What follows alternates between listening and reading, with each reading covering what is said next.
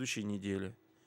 Новочебоксарск продолжает подтверждать титул самого спортивного города республики. Вслед игровым видам спорта здесь готовятся развивать и конный спорт.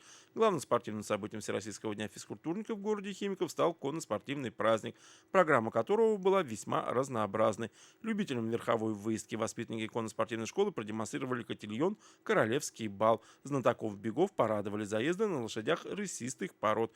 Причем среди 5 разыгрываемых кубков наибольший интерес вызвал заезд на призы главы администрации Новочебоксарска.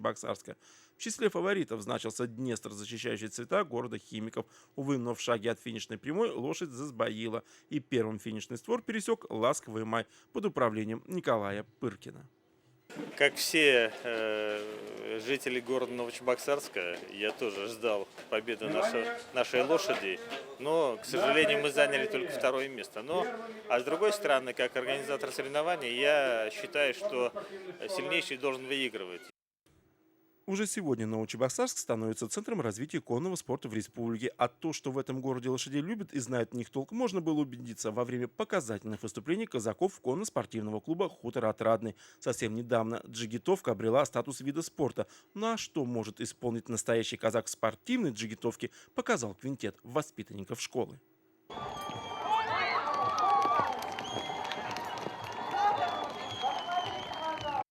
Особую гордость на этом смотре испытывали казаки, и по всему выступлению воспитанников КСК «Хутор Отрадный» было оценено весьма высоко. Вот этот хутор во главе Харунжева Беликова Андрея Викторовича, который сделал первую ласточку. У нас есть хутор Георгиевский в Урнарском районе. У нас есть станица Николаевская в честь нашего космонавта и станица Крестовоздвиженская, которая в ближайшее время покажет именно истинное казачество, где не будут не только наши кадеты, но и взрослые казаки. После такого праздника желающих приобщиться к занятиям конным спортом в Новочебоксарске наверняка станет больше. Благо, конно-спортивная школа расположена на въезде в город. Мы же пожелаем казакам удачного выступления на чемпионате России.